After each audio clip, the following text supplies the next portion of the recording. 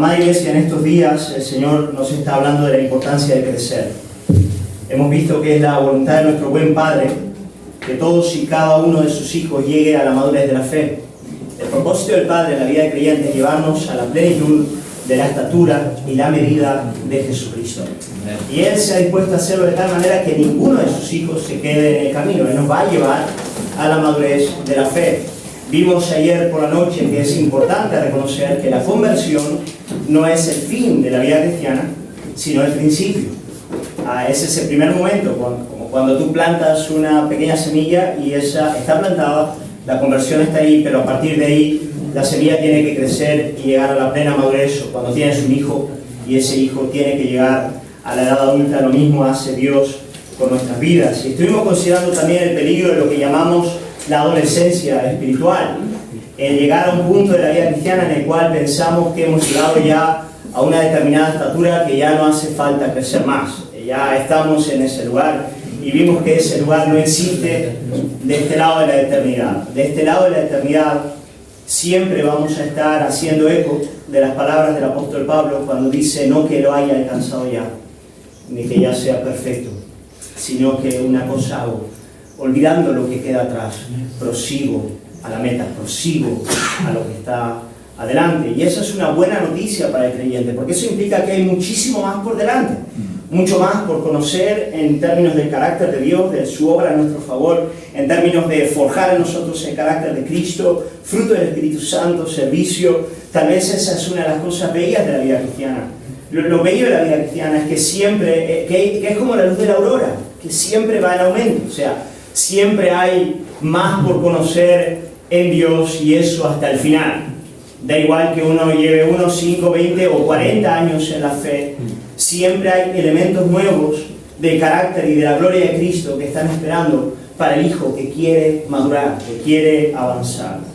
Pero vimos que es peligrosa la infantilidad espiritual. Estuvimos considerando ayer algunas de las características de la infantilidad espiritual, especialmente a partir de la palabra que el apóstol Pablo utiliza en Efesios 4, la palabra fluctuante, niños fluctuantes. Y hablamos de lo que es ser un niño fluctuante. Dijimos que no queremos ser niños fluctuantes, y entonces hablamos de la importancia de madurar. Y hablamos de algunas de las claves para la madurez de la vida cristiana. Y en este punto me gustaría preguntar, pero es peligroso hacerlo, es peligroso. Pero estuvimos viendo 3 claves importantes para la madurez en la vida cristiana. La primera de ellas es que, además de recibir a Cristo, debemos andar con Cristo. Dijimos que eso es bien importante. Efesios capítulo 4, versículo 1: yo pues preso en el Señor os ruego que andéis conforme o según la vocación a la que habéis sido llamados. Así que para madurar no es suficiente con un conocimiento doctrinal adecuado al estilo farisaico, como oímos hoy por la mañana.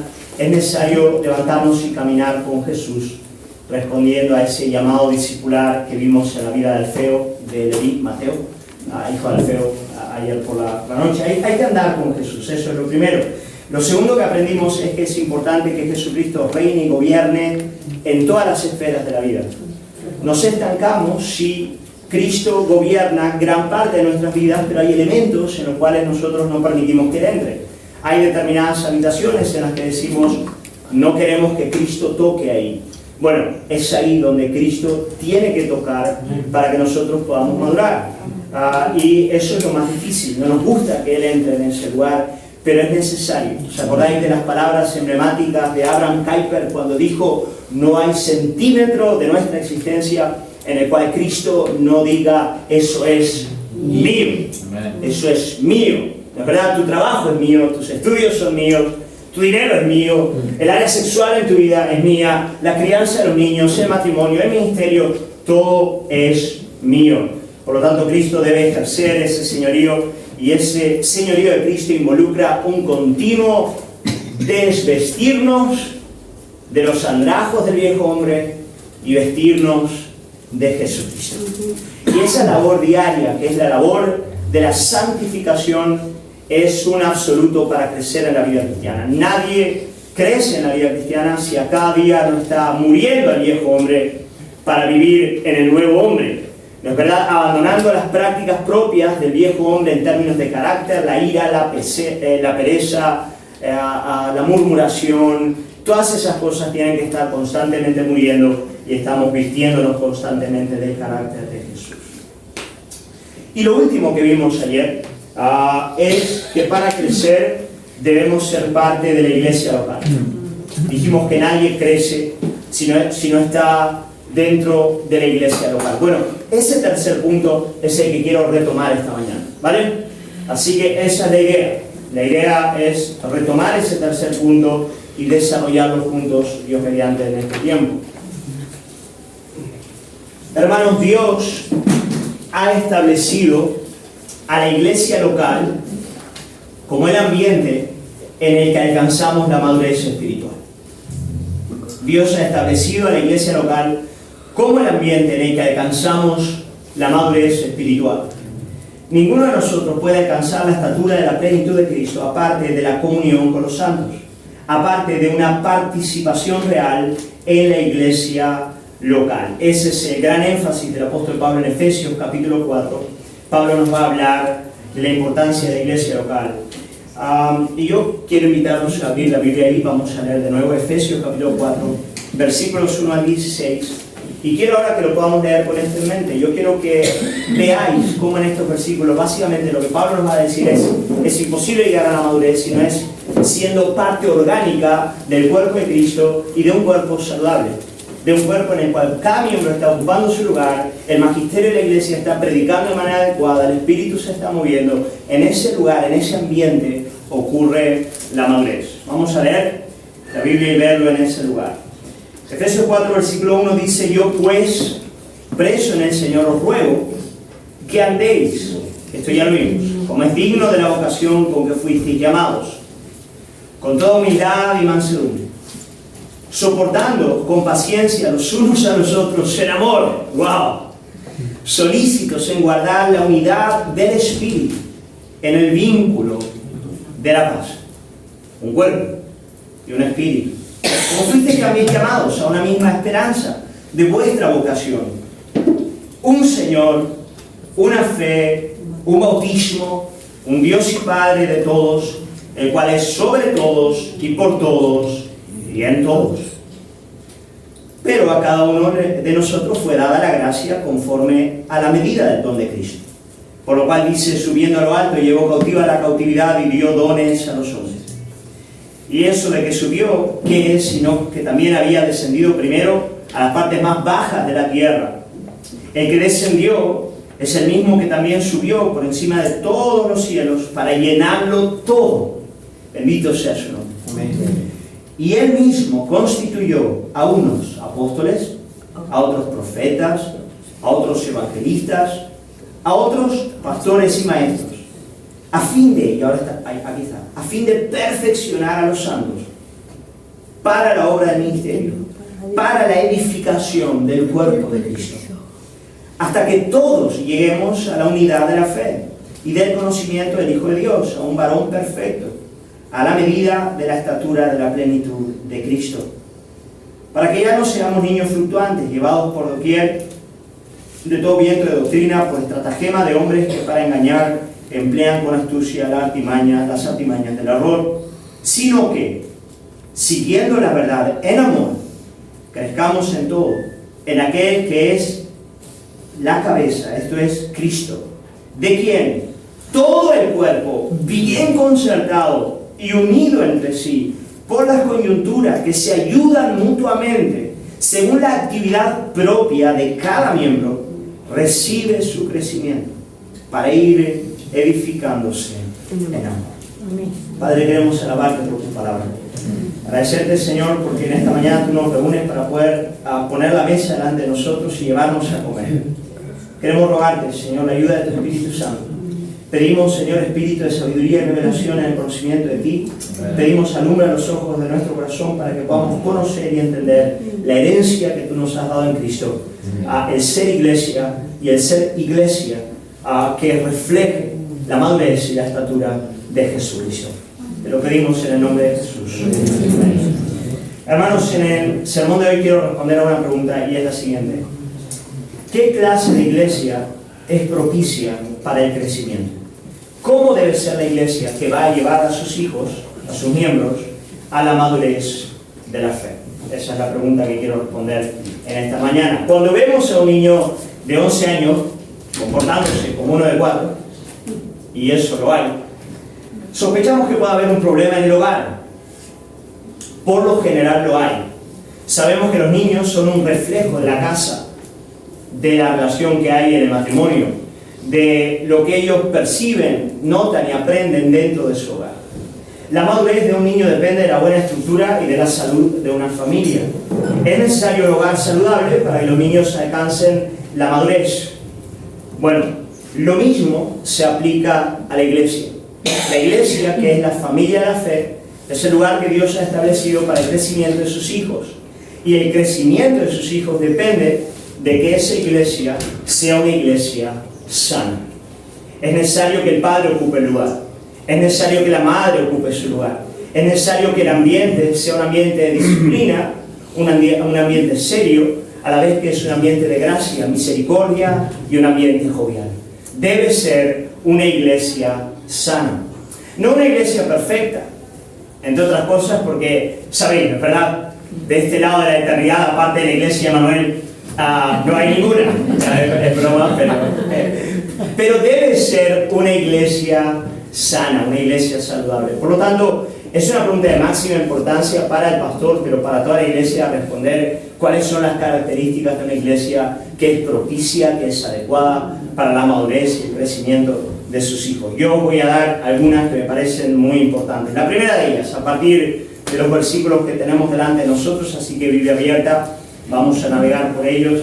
La primera característica de esa iglesia es que es una iglesia que guarda la unidad, en el vínculo de la paz. Que guarda la unidad en el vínculo de la paz. Versículo 3 dice solícitos. La palabra aquí solícitos es importante, es algo que estoy realmente buscando, guardando esa realidad. Solícitos en guardar la unidad del Espíritu en el vínculo de la paz. Esa es la primera característica de esta iglesia. Hermanos, mira todo lo que dice el apóstol Pablo de este vínculo de la paz en el versículo 12. Él dice: con toda humildad y mansedumbre, soportando los unos con paciencia los unos a los otros en amor, solícitos en guardar la unidad. Hermanos, si no hay comunión en amor en la congregación de la fe, es imposible que haya un desarrollo saludable. Es como si un hijo pudiese crecer saludablemente si papá y mamá se están peleando el tiempo entero. Es muy interesante porque cuando tú entras a un hogar hay un montón de cosas que te das cuenta desde el principio, ¿no es verdad? Hay un tipo de aroma que es propio del hogar y ese aroma es caracterizado por el amor que el esposo tiene para la esposa y la respuesta de la esposa hacia el amor del marido. Realmente en un hogar lo más importante es el amor del esposo por la esposa. En la iglesia lo más importante es el amor de Cristo por su iglesia. Y eso se huele.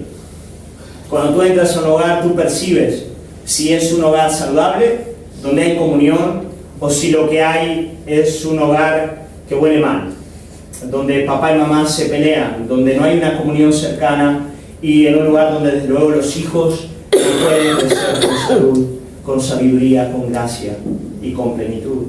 Bueno, lo mismo se aplica a la iglesia. En la iglesia debe haber una comunión sincera en amor, y esa comunión debe estar establecida por lo que el apóstol Pablo llama en el versículo 3 el vínculo de la paz. El vínculo de la paz. Pero antes de entrar en esto del vínculo de la paz, que es algo súper interesante, quiero que veáis que es una comunión trinitaria. Porque en estos versículos el apóstol Pablo nos habla de un espíritu, nos habla en el versículo 6 de un Dios y Padre, y también nos habla en el versículo 5 de un Señor. Es tan interesante, ¿no es verdad? Porque nosotros como iglesia tenemos comunión con el Dios que es Padre, Hijo y Espíritu Santo, ¿no es verdad? Si nos preguntan quién es Dios, nosotros respondemos: Dios es Padre, Hijo y Espíritu Santo. Y es en esa comunión con Él, es en ese aroma en el cual nosotros como creyentes estamos viviendo bajo la disciplina del Padre, confiados en la sangre del Hijo, en la comunión y a la plenitud del Espíritu Santo, donde ese amor cristiano acontece. Pero es muy interesante ver cómo Pablo nos habla de un vínculo de paz que nos une. Un vínculo de paz que nos une. El término vínculo es algo así como un lazo o como una grapa. ¿Habéis visto las grapas que mantienen dos cosas unidas? Pues esa es la idea. Pablo dice, entre los creyentes hay un tipo de grapa, hay un tipo de lazo que los une, que los mantiene unidos. Nos guste o no, a veces gusta más, a veces menos, pero la grapa está ahí. Dios ha establecido un lazo que une a su iglesia, como las coyunturas del cuerpo, que mantienen cada parte del cuerpo unida a la otra, de la cual nos va a hablar más adelante. ¿Y cuál es ese vínculo de paz que une al pueblo de Dios? Bueno, imagino que lo sabéis, pero lo voy a leer. Un poquito antes, en Efesios capítulo 2, versículos 14 al 16. Pablo nos va a hablar de cuál es ese vínculo de paz que mantiene la unidad de los creyentes en el cuerpo de Cristo. Mirad qué maravillosas estas palabras de Pablo. Él dice, porque Él, y aquí está hablando de nuestro Señor y Salvador Jesucristo, dice, porque Él, Jesús, Él es nuestra paz. Él es nuestra paz. Que de ambos pueblos, judíos y gentiles, todos aquí presentes, que de ambos pueblos hizo uno, derribando la pared intermedia de separación, aboliendo en su carne las enemistades. Aquí no está hablando de las enemistades de nuestras con Dios, pero las enemistades de los unos con los otros. Aboliendo en su carne, al morir, nuestras enemistades, la ley de los mandamientos expresados en ordenanza, para crear en sí mismo de los dos un solo y nuevo hombre, haciendo la paz, de nuevo la misma idea, haciendo la paz, y mediante la cruz reconciliar con Dios a ambos en un solo cuerpo, matando en ella las enemistades. Así que, amada iglesia, ¿cuál es el vínculo de la paz que nos mantiene unidos a ti y a mí? Jesucristo. Amén. Y siendo más específicos, la cruz de Jesucristo. Amén. Hermanos, esto es una dádiva. La unidad, la comunión cristiana no es algo que vamos a alcanzar o que podamos alcanzar por mérito o fuerza, es algo completamente imposible. Tan antagónico es nuestro corazón delante de Dios y de nuestro prójimo, que el mero hecho de que haya amistad entre nosotros es una dádiva, es un regalo de la gracia, es una conquista de la sangre de Jesús en la cruz. El amor comunitario, la unión en espíritu que nos une, ha sido conquistada a precio de sangre.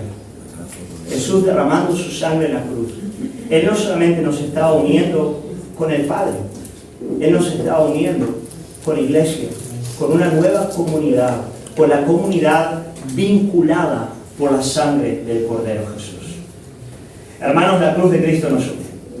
De modo que nuestra unión o nuestra comunión es un regalo de Dios. De nuevo voy a citar a Dietrich Bonhoeffer, hablé de él ayer, mártir, Segunda Guerra Mundial, muere bajo la mano de los nazis. Él escribe otro libro que también vale la pena leerlo. Si quieres leer un buen libro sobre la comunidad de la fe, la comunidad cristiana, lee de verdad Vida en Comunidad de Bonhoeffer. Vida en Comunidad. Él dice, la fraternidad cristiana no es un ideal que debamos alcanzar, sino una realidad creada por Dios en Cristo, de la que Él nos permite participar.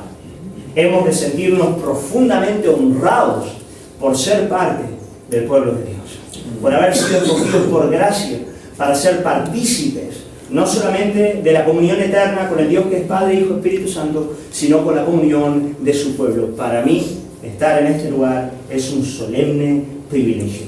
Para mí no hay lugar más precioso en la faz de la tierra y no podría haber audiencia más noble delante de la cual proclamar o hablar que la que tengo delante de mí. Así que agradezco al Señor por vuestras vidas. ¿Pero por qué?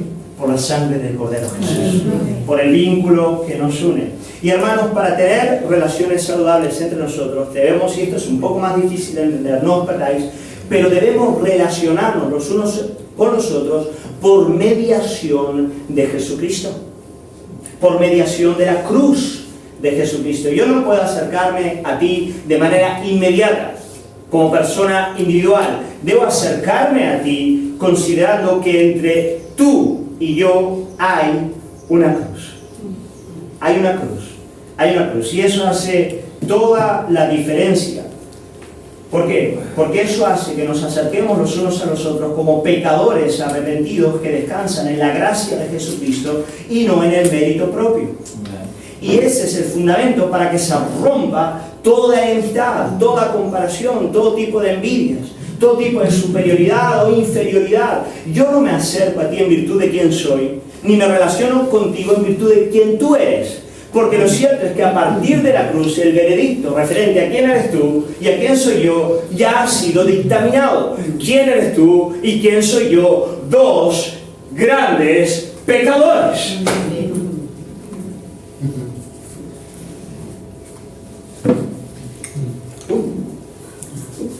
O sea, no hay nada más que decir referente a nuestro propio mérito o alcance. En nosotros mismos, el veredicto de la Biblia es que somos pecadores. Es que somos enemigos de Dios. Es que estamos manchados por la corrupción del pecado. Y eso nos iguala. Independiente de nuestra cultura, independiente de nuestra condición socioeconómica, independiente de la educación que hayamos tenido o dejado de tener, independiente del carácter, de que hayamos sido dotados por la providencia divina, hay algo que hace que todos los que estemos en esta sala estemos en el mismo lugar, y es que somos pecadores. Pero bendito sea el nombre del Señor. Esa no es toda la verdad referente a ti y a mí, a partir de la cruz, amén. La cruz nos dice que somos pecadores, pero la cruz nos dice que hemos sido aceptados por la gracia del Padre en función de la sola y perfecta justicia de Jesucristo. Por lo tanto, yo me acerco a ti como alguien que, siendo pecador, ha sido vestido de la justicia de Cristo. Y esa es la única razón por la cual la gracia del Padre se derrama sobre nosotros. Amén. Amén. Hermanos, esa es la verdad. Somos pecadores, pero recibidos por la gracia del Padre, recibidos en función a la perfecta justicia de Cristo. Y así es como debemos vernos los unos a los otros. Mira, cuando nos acercamos unos a otros a partir de la cruz, lo hacemos con humildad y mansedumbre. Somos capaces de responder al versículo 2 cuando dice, con toda humildad y mansedumbre. ¿Por qué? Hermanos, porque tendremos tal percepción de nuestro propio pecado que nos acercaremos a la iglesia como siendo el mayor de los pecadores. Hermanos, el espíritu crítico es quebrantado cuando nos deparamos de cara a Jesucristo, a su gloria y a su majestad. Vemos que Él es tan precioso y tan inmensamente santo, que nos damos cuenta y nos deparamos de que el mayor de los pecadores en la faz de la tierra soy yo. Eso es algo que solo el Evangelio puede producir. Y cuando el Evangelio produce eso, hace que yo me acerque a la iglesia con esa actitud y disposición de espíritu. Y ojo, yo no lo hago porque no haya gente que esté peor que yo. Quiere decir, en términos objetivos y reales, puede haber creyentes más inmaduros, puede haber creyentes que están cayendo en pecados y tienen que ser santificados, puede que yo en alguna medida haya avanzado más en términos de la madurez o la santificación, y de todos modos, porque estoy viviendo delante de la cruz, porque soy consciente de la gloria extraordinaria y superlativa de mi Salvador, no puedo más que verme como el mayor de los pecadores. Como Isaías, cuando entra al templo y ve la gloria de Dios, siendo él ya un hombre santo, un hombre que ya en muchos sentidos era avanzado en la fe, pero reconoce de tal manera su pecado que dice, ¡ay de mí, que soy muerto! Porque siendo hombre de labios impuros, mis ojos han visto al Rey. Así, hermanos, para que haya una relación saludable entre nosotros, debemos estar relacionándonos a partir de ese vínculo de la paz, que es Jesús y su cruz, Y la cruz debe mediar nuestras relaciones. Cuando eso ocurre, yo me acerco a ti reconociéndome como el mayor de los pecadores y por lo tanto puedo hacerlo respondiendo al versículo 2 cuando dice con toda humildad y mansedumbre. Hermanos, si esto es lo propio del carácter de Cristo, si tú me preguntases cuál es la gran marca del carácter de Cristo, yo te diría, Cristo es manso y humilde. Y eso es lo que quiere hacer en nuestras vidas. Es la antítesis de lo que somos nosotros. Nosotros por naturaleza somos rebeldes y orgullosos. Caminar con Cristo es caminar en esa ardua labor en la cual Él va forjando ese carácter en nuestras vidas. Pero no solamente eso. Versículo 2 sigue diciendo que cuando nos relacionamos en este vínculo de la paz, somos capaces de soportarnos con paciencia los unos a los otros en amor. En este punto quería haber escuchado un ¡Gloria a Dios!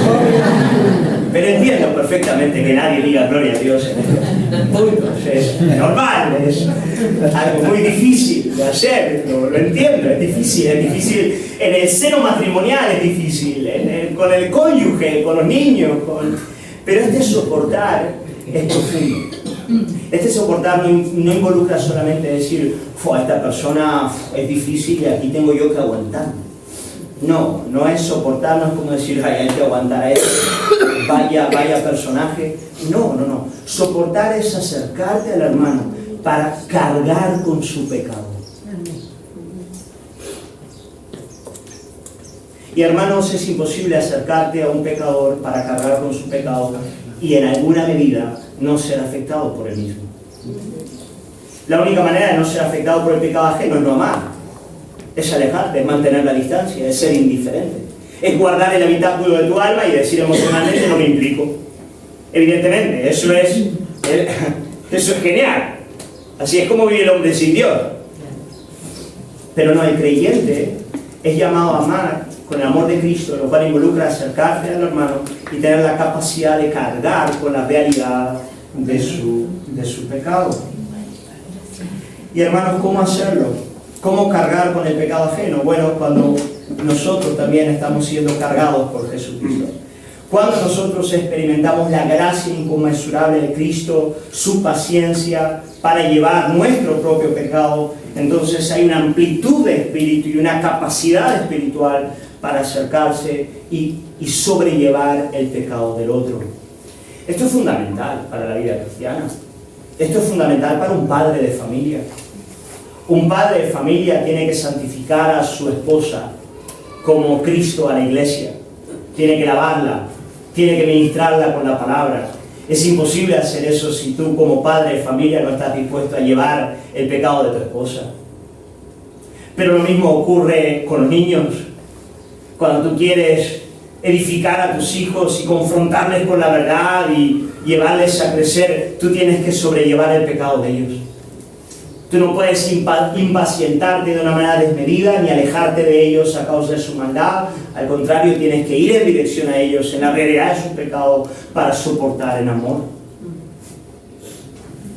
Y lo mismo ocurre en la iglesia. La iglesia es aquella comunidad extraordinaria en la cual uno debe sobrellevar el pecado del otro. Y eso conlleva tener la capacidad de perdonar. Y eso solo el Evangelio lo puede hacer. El perdón verdadero está completamente fuera del alcance del hombre natural, es algo sobrenatural. En cierta ocasión Jesús contó una parábola, es de las palabras más importantes para la vida cristiana y desde luego para el matrimonio. Esta misma semana tuve una consejería prematrimonial con una parejita que se va a casar y le hablé de esta parábola porque dije esta es la palabra más importante en el matrimonio. Jesús contó de un rey que decidió que iba a saldar cuentas con aquellos que le debían. Y llegó el primero que le debía 10.000 talentos. Eso es mucho dinero. Y el rey le dijo, me tienes que pagar todo lo que me debes. Y si no puedes, has de ser vendido. Tu hija, tus hijos serán vendidos, tu esposa, pero tú tienes que pagarlo todo. Si no, serás echado a la cárcel. Y este hombre clama al rey Mateo capítulo 18, lo voy a poder leer. Clama al rey diciéndole, por favor, dame tiempo para pagar. Eso es lo que clama, Dame tiempo. No le pide perdóname las deudas, le dice, por favor, ten misericordia de mí, dame tiempo para pagarte y te lo pagaré todo. Y nos dice el texto bíblico que el rey, movido a misericordia, me encanta, movido a misericordia, decidió perdonarle la deuda. Ni siquiera darle tiempo para que él pudiese, mediante su mérito y fuerza, pagar, no, le perdonó completamente los 10.000 talentos que le debían. Pero ahí empieza la tragedia. Resulta que este siervo tenía un consiervo que le debía 500 denarios. Hermanos, 500 denarios comparados con 10.000 talentos es de dar risa. Jesús está aquí dándonos una hipérbole, una exageración, algo absurdo. Como si hoy en día dijéramos, a ti se te perdonan, 500.000 euros y tú tienes a alguien que te debe 10 o 5. Es algo bien absurdo. 10.000 talentos, 500 denarios, hay mucha distancia. Pero este hombre es incapaz de perdonar al que le debe 500 denarios. Y empieza a ejercer violencia en contra de él. Y le dice, te voy a enviar a la cárcel hasta que tú no me perdones. Hasta que tú no me pagues todo lo que me debes. Alrededor de ellos hay una serie de consiervos que ven la situación, se entristecen profundamente y van a hablar con el rey. Y le dicen, mira, está pasando esto. Y el rey, movido a indignación y a ira, llama a aquel primer siervo y le dice, así, eso es lo que has hecho. Bueno, pues ahora irás a la cárcel y no saldrás de ese lugar hasta que no me pagues todo lo que me debes. ¡Wow! Pero Jesús termina la parábola diciendo, así hará mi Padre Celestial. Usa ese término, así, eso hará mi Padre Celestial con todo aquel que no perdone de todo corazón a su hermano. Amén. ¡Wow! Es muy potente, hermano. Es muy potente. No tenemos otra alternativa que perdonar. No es una opción. El creyente, de cara a la cruz, de cara a la sangre del Hijo de Dios siendo derramada en aquel lugar para el perdón de nuestros pecados, no puede darse el lujo de guardar rencor con nadie.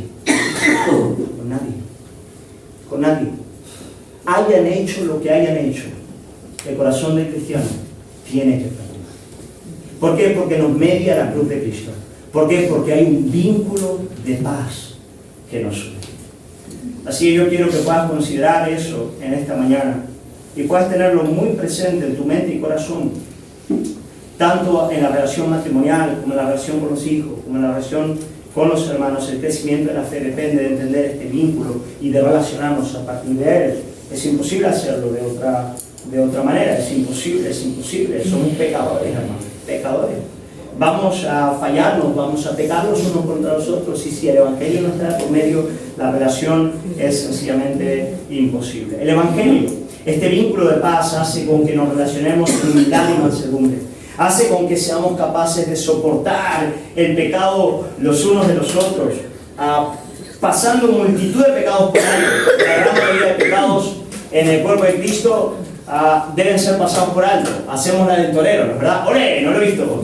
No me he dado cuenta, ¿no? Cuando estamos llenos del Evangelio somos capaces de hacer eso, ¿no? La mirada, la palabrita fuera del lugar. ¡Olé! Habrá sido con otro, seguro que no lo vi bien, ¿no? Y la cruz hace con que tengamos un espíritu magnánimo, amplio, de cara a los demás, que no nos ofendamos con facilidad, porque nos sabemos perdonados por Cristo. Ahora, y cuando llega el momento de confrontar, porque existe tal cosa como la disciplina eclesiástica, existen pecados que no puedes dejar pasar, hay determinadas realidades que tienes que ser vehementes con ella, y tienes que llamar a tu hermano al estilo Mateo 18, y confrontarle con la verdad, y llamarle al arrepentimiento y al orden. Tendrás la capacidad de hacerlo. Podrás hacerlo con el espíritu correcto, con mansedumbre, pero también con gran determinación y con vehemencia, porque Cristo está presente en nuestro medio.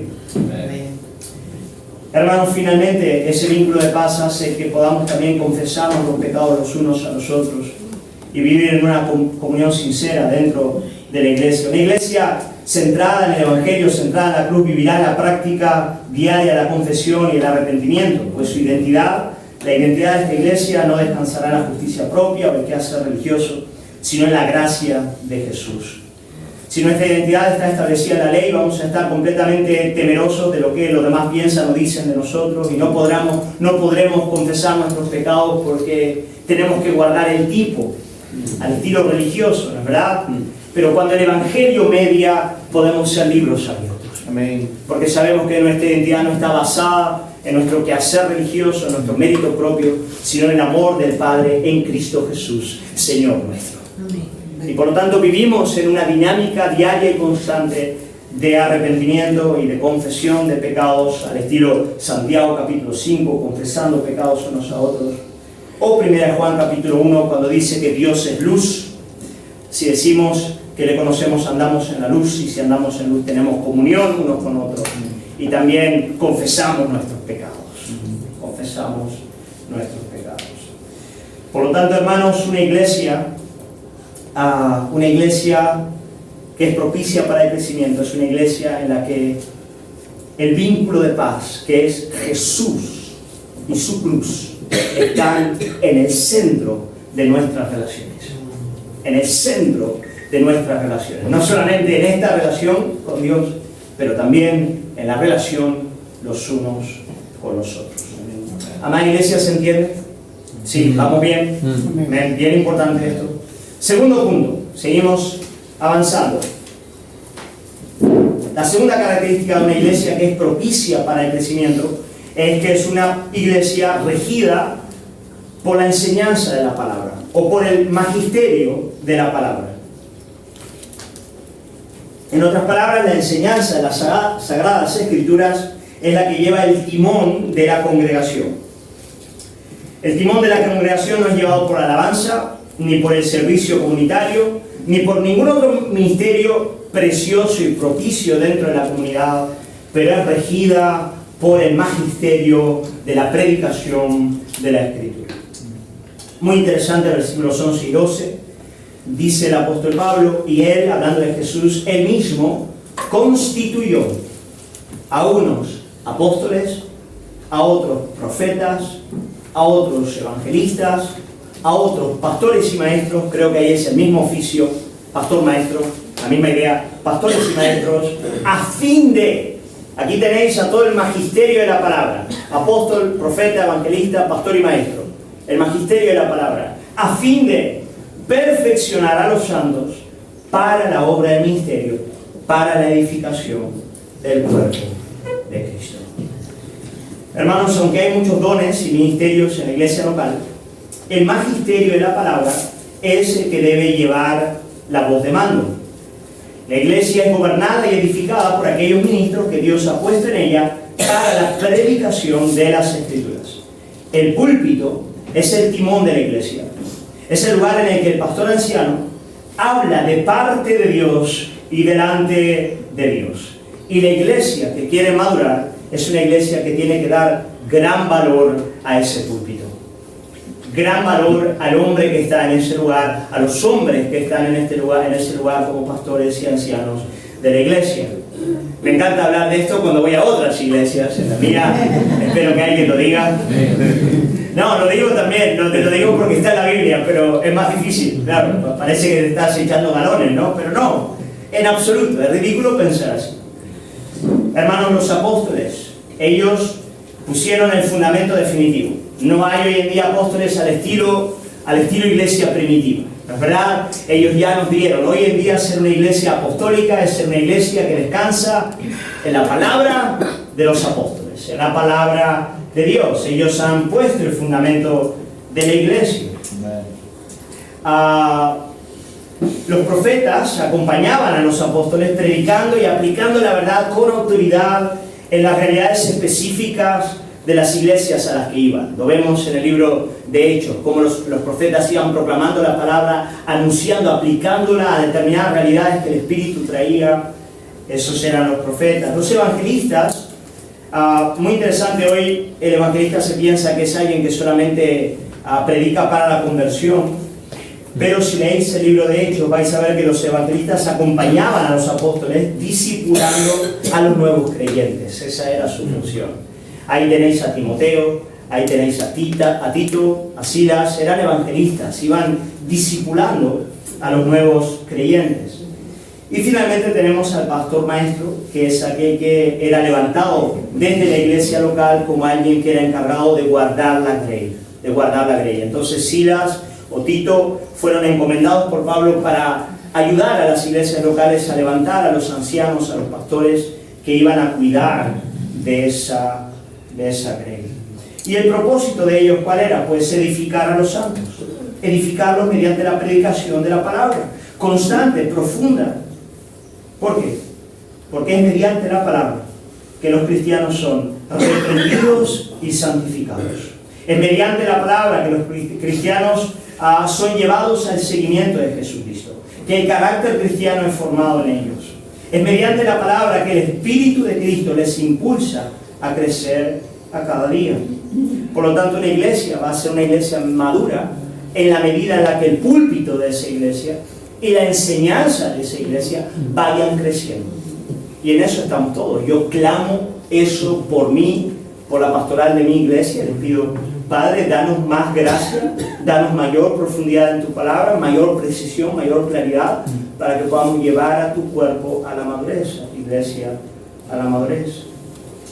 Hermanos, la iglesia debe ser una iglesia, ahora voy a decir cosas contraculturales, pero considero que la iglesia debe ser una iglesia confesional, que tenga un credo bien definido, que se tome la verdad en serio, que busque definirla, aunque eso pueda ser difícil, y que no evite en la Biblia aquellos lugares que son complejos o que son conflictivos.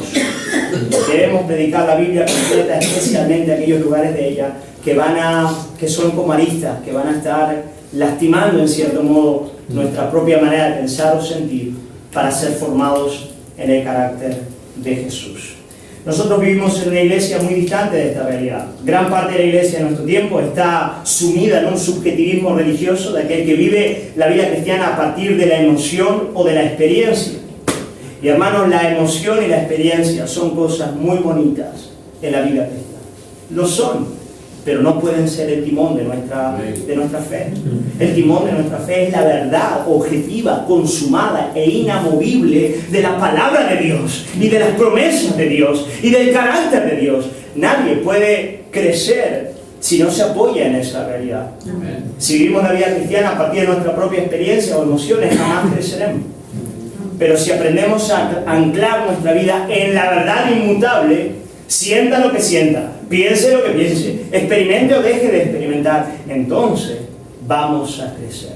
Y eso lo da el púlpito, eso lo da la enseñanza. ¿Qué quiero deciros en esta mañana? Aprender a amar y a valorar a los pastores que Dios ha puesto en vuestro lado. No lo digo porque me hayan dicho nada, no penséis que vengo aquí como un mandado, pero nunca sobra decirlo. Nunca sobra decirlo.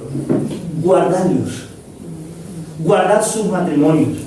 Guardad su familia. Amad y orad por sus hijos. Tener amplia paciencia con sus pecados, con sus debilidades. Son dones que Dios da a la iglesia. Son dones de Cristo. Apóstol, profeta, evangelista, pastor y maestro. Son dones del magisterio de la iglesia que tienen como función el llevarnos a todos, a ti y a mí, a la madurez de la fe, a que podamos ocupar ese lugar que el Señor tiene para nuestras vidas. Por lo tanto, ora por ellos, acércate a ellos. Después de, hermanos, a veces el sermón sale bien y a veces no. Cuando sale bien, siempre hay hermanos que vienen y dicen, pastor, qué poderoso ha sido hoy, gracias. Pero de vez en cuando sale francamente mal, baja por la capa baja diciendo, bueno, ya está, vendrá otro domingo. Señor, tú usas tu palabra, no depende de mí, gracias. Pero es tan bonito en esos domingos, cuando viene un hermano y te abraza y dice, pastor, gracias. Gracias. Gracias por su labor hoy. No has tenido una semana difícil, no has podido preparar un banquete, has llegado con un bocadillo, con un bocata, pero el hermano viene y te dice, pastor, gracias por el bocata, estoy agradecido por tu vida, sigue adelante. Amén. Hermanos amados, cuidado vuestros pastores, porque la tarea que les ha sido otorgada es una tarea grande. Es la tarea de edificar al cuerpo de Cristo en la verdad de su palabra. Así que respetad y honrad su autoridad. Sed pacientes con sus limitaciones y pecados, orad por ellos y velad por sus vidas. Es fundamental. Para que la iglesia crezca, ella tiene que, en primer lugar, como dije, estar unida en el vínculo de la paz, que es la centralidad de Jesucristo y de la cruz. En segundo lugar, debe estar regida por el magisterio de las Escrituras, el magisterio de la palabra. Ese debe ser el don dominante de la iglesia. La iglesia no puede estar regida por las misiones, por el servicio, por la alabanza. No, no, no. La palabra debe estar en el centro. A partir de ella fluye todo lo demás. En tercer lugar, esta iglesia debe reconocer que el carácter es más importante que el servicio. El carácter precede o es anterior al servicio. En otras palabras, esta es una iglesia que reconoce que lo que somos es más importante que lo que hacemos. Lo que somos es más importante que lo que hacemos. Y por lo tanto es una iglesia que trabaja para el crecimiento del carácter en la vida de sus miembros. Y esto es clave para la madurez de la fe. Un buen padre de familia sabe que el conocimiento y el comportamiento correcto no son suficientes en la vida del hijo. Es necesario que haya un cambio del corazón. Tú no quieres a un hijo que exteriormente sea capaz de comportarse como conviene cuando su corazón está lejos. Cuando no hay afectos santos que están pululando en el alma. No, no, no. El carácter tiene que brillar. ¿Por qué? Porque el carácter es semejanza a Cristo. El carácter es madurez. Pues leí ayer los versículos 12 al 13, los vuelvo a leer, a fin de perfeccionar a los santos para la obra del ministerio, para la edificación del cuerpo de Cristo, hasta que todos lleguemos a la unidad de la fe y del conocimiento del Hijo de Dios. Eso es madurez de doctrina. Pero luego dice a un varón perfecto, a la medida de la estatura de la plenitud de Cristo. Medida de la estatura de la plenitud de Cristo, ahí está hablando del carácter. Ahí está hablando del carácter cristiano. Hermanos, la conformidad a Jesús es más importante que servir a Jesús. Otro modo de decirlo es que el fruto es más importante que el don. El fruto es más importante que el don. El don es precioso. Pablo habla de muchísimos dones que Cristo, en virtud de su victoria, ha derramado sobre su pueblo y además nos anima a utilizarlos, nos anima a desarrollarlos. Pero el fruto es superior. Porque el don es una herramienta. El fruto es lo que somos. El don es una herramienta que nos es otorgada para servir a Jesús. Pero el fruto, cuya principal característica es el amor, es aquello que somos verdaderamente en nuestro carácter. El discipulado es el medio por el que Jesús forja en nosotros su carácter. Forja en nosotros su carácter. Hermanos, quiero darte un desafío. Yo sé que especialmente a los jóvenes que estáis aquí, sé que queremos ser usados por Dios, ¿verdad? O por lo menos deberíamos querer ser usados por Dios. Es algo bueno, es algo sano. Y debemos apuntar a esa realidad. Debemos pensar, bueno, cuáles son los dones que Dios me ha dado. Debemos buscar desarrollarlos con todo su potencial, todo lo que podamos, y usarlos para el servicio de Cristo hasta el final. Y eso es bíblico, eso es sano y eso es santo. Pero quiero daros un desafío mayor. El desafío es que tú puedas entrar a la iglesia y antes de hacer nada, y antes de decir nada, la gente pueda ver en ti la belleza de Cristo.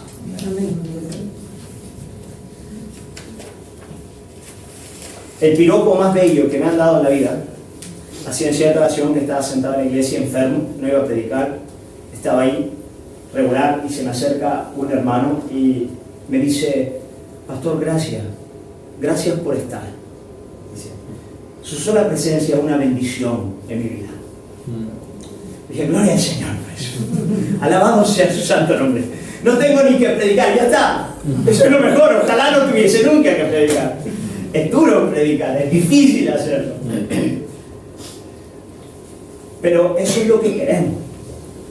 Queremos que más allá de todo lo que Dios pueda hacer a través de nosotros, sea lo que Él hace en nosotros lo que marca nuestras vidas. Y una iglesia debe trabajar en esa dirección. Una iglesia que quiera tratar el carácter de los santos será una iglesia, en primer lugar, que no tendrá temor de confrontar el pecado. No tendrá temor de confrontar el pecado. Si una iglesia teme confrontar el pecado del hermano, va a ser una iglesia que en carácter no va a poder trabajar. Y no hay pocas cosas más difíciles que confrontar el pecado del hermano.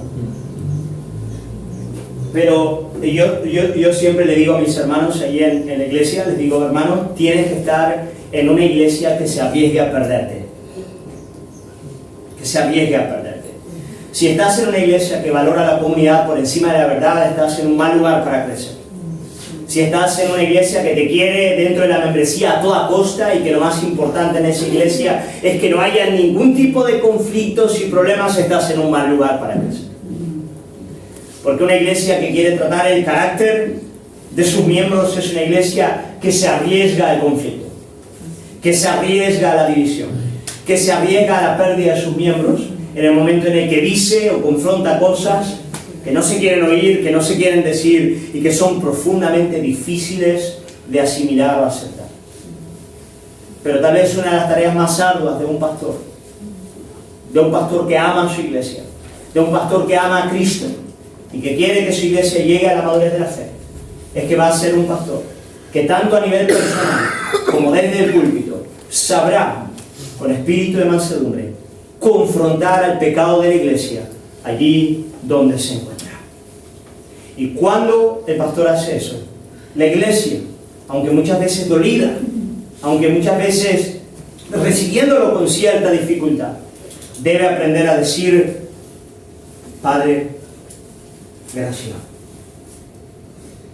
Gracias por haber puesto a ese hombre débil, pero piadoso, que me está diciendo lo que no quiero oír, pero lo que necesito. Amén. Amén. Hay pocas expresiones de amor más bellas en la vida cristiana que esas. Que el momento en el que viene un hermano y te dice aquello que no has visto, aquello que no entendías, aquello que iba a destruir tu matrimonio, aquello que iba a destruir el hogar, y de repente te lo apunta y te lo dice, y tú dices, gracias Señor, gracias por la vida de este hombre, de esta mujer que ha venido a confrontarme. Una iglesia que trata el carácter de los santos será una iglesia que no tendrá temor de confrontar el pecado porque vive en la práctica del arrepentimiento. Pero también será una iglesia paciente y amplia en perdonar. Será un lugar donde no solamente se confronta el pecado, pero una vez hay arrepentimiento es una iglesia que olvida el pecado y que avanza con sus miembros en la senda de la santificación. De la senda de la santificación. Y finalmente será una iglesia que tendrá la sabiduría y la prudencia necesaria para guiar a cada uno de sus miembros al servicio cristiano, en aquel lugar en el que Dios les ha puesto dentro del cuerpo, en el momento y en la ocasión oportuna. Hermanos, es peligroso poner a gente a servir en cualquier área si el carácter todavía no está tratado por el Señor. Es fácil poner, lo difícil luego es quitar cuando hay problema. Por eso no tienes que tener un carácter perfecto para servir a Jesús. Gracias a Dios por eso, si no, no lo serviríamos hasta que estuviésemos en la gloria. ¿No es verdad? Pero tienes que tener un carácter moldeable. Tienes que asegurarte que aquella persona que va a servir es una persona capaz de oír la reprensión y volver atrás. Es una persona que vive en la realidad del arrepentimiento. Una persona que es dócil ante el trato divino, y eso se expresa en el seno de la comunidad de la fe. Esas son cosas que tienes que asegurarte que estén ocurriendo antes de ponerlas en posiciones donde luego van a llevar liderazgo o peso espiritual. O sea, esta persona responde a la reprensión tiene un carácter dócil ante el trato divino, aun cuando tenga mucho todavía por crecer, pero eso es real en la vida de esta persona. Bueno, si lo es, entonces puede llevar más peso. ¿Por qué? Porque, como os dije antes, el carácter precede al servicio. El fruto es más importante que el no. Amén.